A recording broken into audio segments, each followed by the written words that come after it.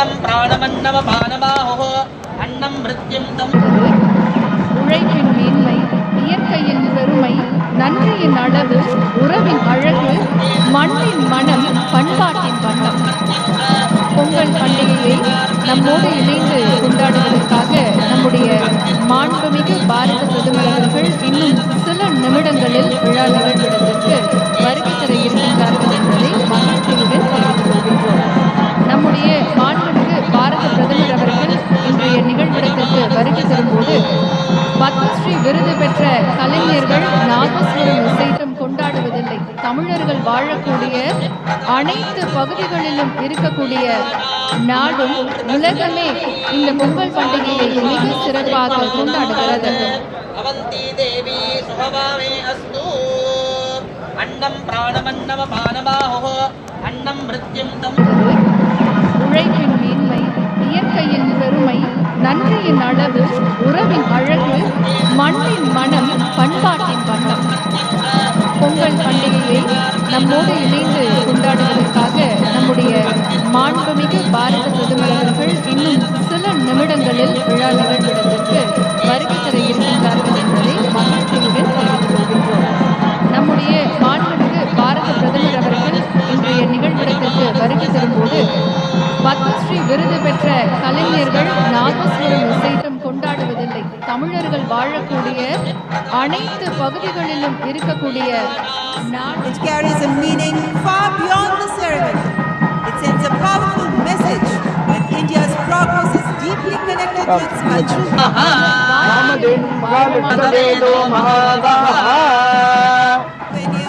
And this is a momentous celebrations. It carries a meaning far beyond the ceremony. It sends a powerful message that India's progress is deeply connected to its culture. And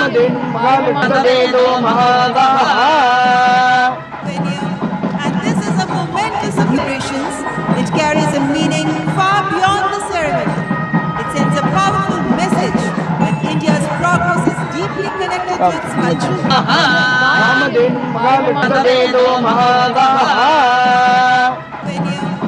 this is a momentous celebrations. It carries a meaning far beyond the ceremony. It sends a powerful message that India's progress is deeply connected to its culture. And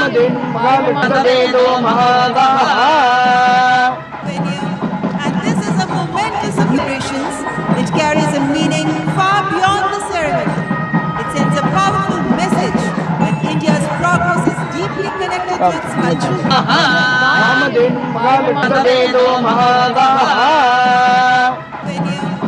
this is a momentous celebrations. It carries a meaning far beyond the ceremony. It sends a powerful message that India's progress is deeply connected to its culture. And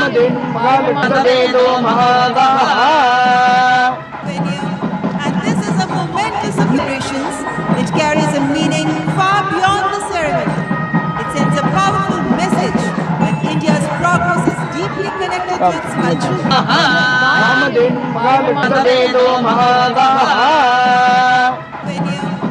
this is a momentous celebrations. It carries a meaning far beyond the ceremony. It sends a powerful message that India's progress is deeply connected to its culture. And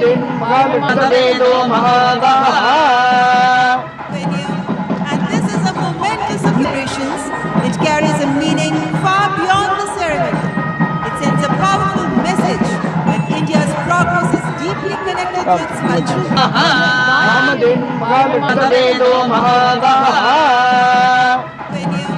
And this is a momentous celebrations. It carries a meaning far beyond the ceremony. It sends a powerful message that India's progress is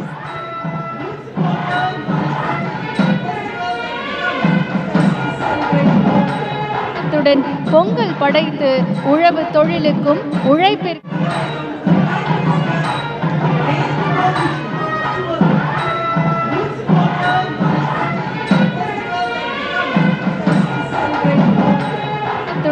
Pongal படைத்து உழவு தொழிலுக்கும் உழைப்பிற்கும்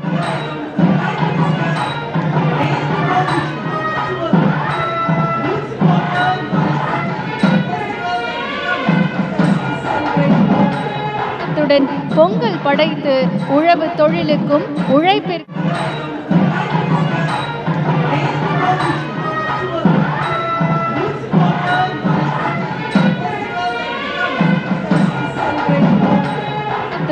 பொங்கல் படைத்து உழவு தொழிலுக்கும் உழைப்பிற்கும் பணிவன்புடன் வரவேற்கின்றோம்.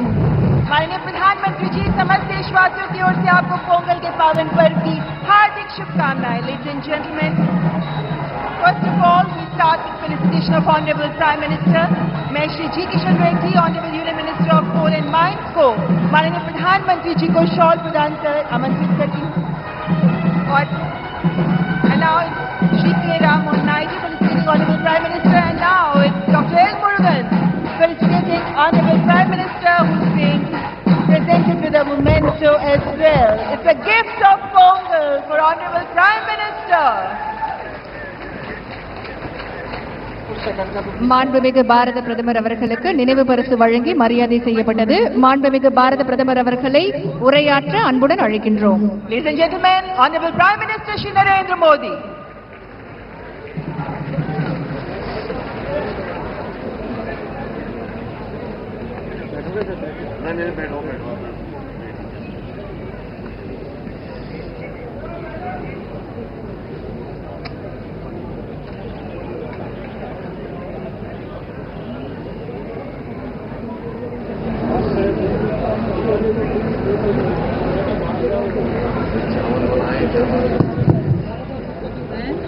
வணக்கம்.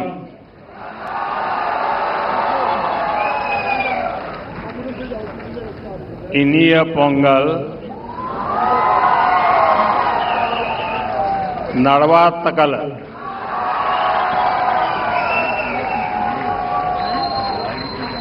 आज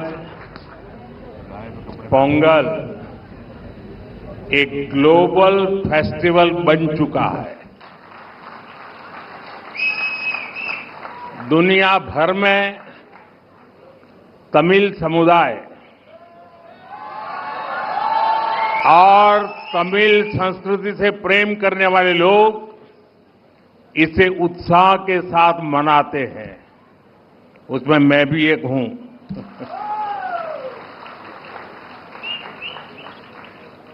इस विशेष पर्व को आप सभी के साथ मनाना मेरे लिए सौभाग्य की बात है. हमारे तमिल जीवन में पोंगल एक सुखद अनुभूति की तरह है. इसमें अन्नदाता की मेहनत, धरती और सूर्य के प्रति आभार का भाव है. साथ ही ये पर्व हमें प्रकृति, परिवार और समाज में संतुलन बनाने का रास्ता दिखाता है. इस समय देश के अलग अलग हिस्सों में लोहड़ी, मकर संक्रांति, माघ बिहू और अन्य त्योहारों की भी उमंग है. मैं भारत और दुनिया भर में रहने वाले सभी तमिल भाई बहनों को पोंगल की और सभी पर्वों की बहुत बहुत शुभकामनाएं देता हूं. साथियों, वैसे मेरे लिए ये भी बहुत सुखद रहा है कि पिछले वर्ष मुझे तमिल संस्कृति से जुड़े कई कार्यक्रमों में शामिल होने का अवसर मिला. मैंने तमिलनाडु में 1000 साल पुराने गंगईकोंडा चोलापुरम मंदिर में पूजा की.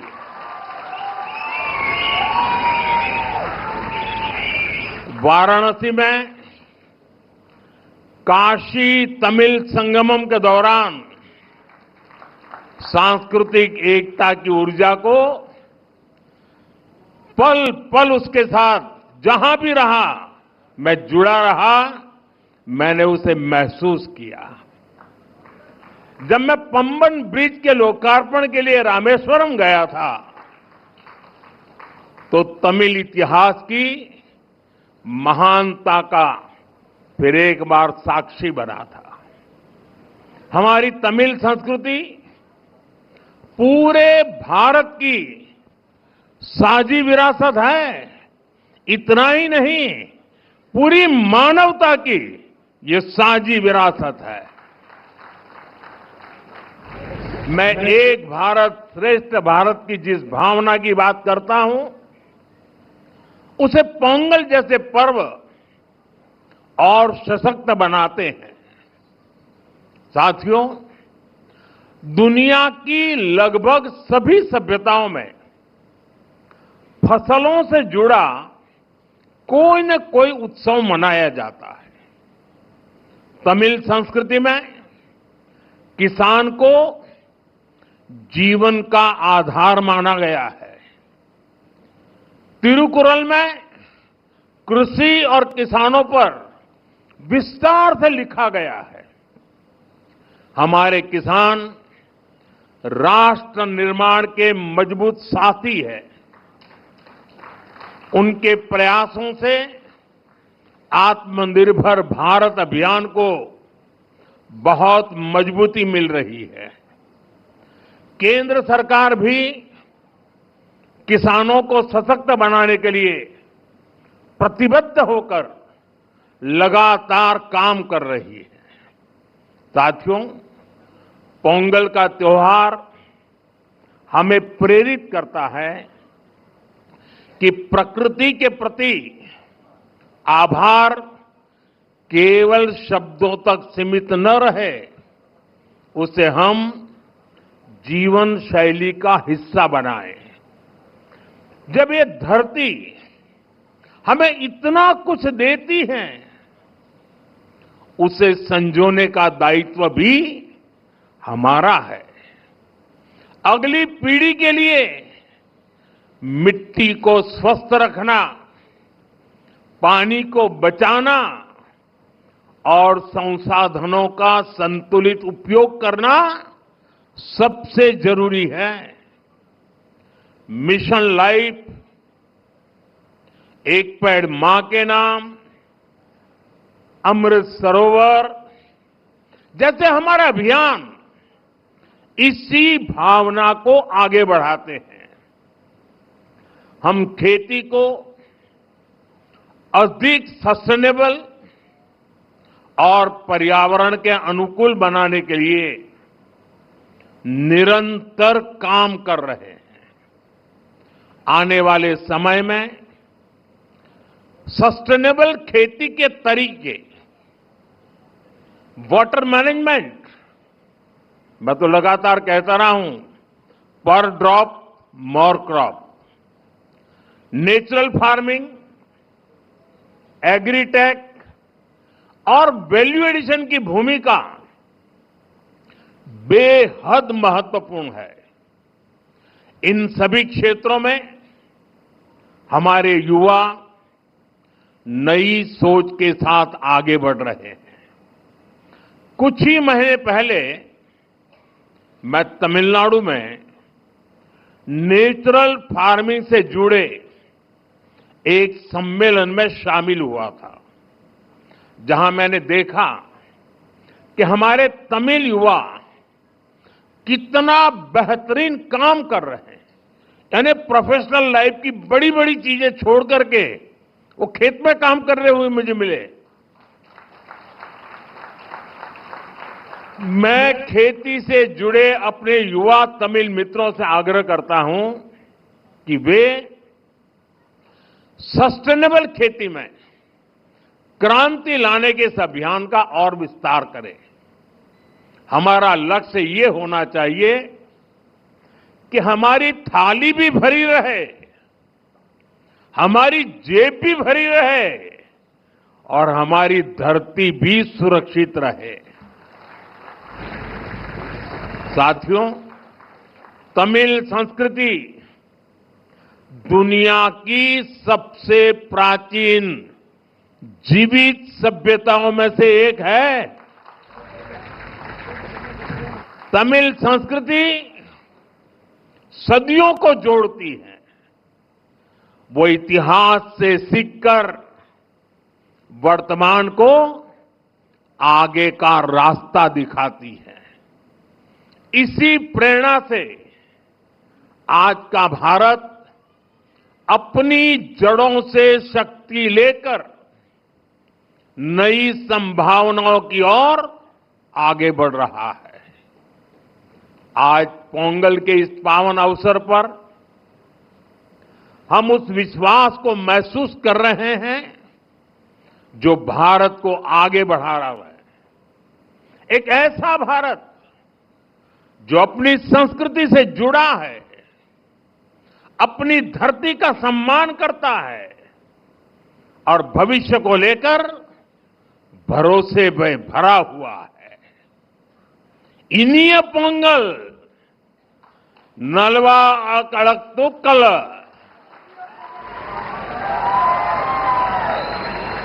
वाळगा तमिल वळगा भारतम। एक बार फिर आप सभी को पोंगल की बहुत बहुत बधाई, बहुत बहुत धन्यवाद। वणक्कम।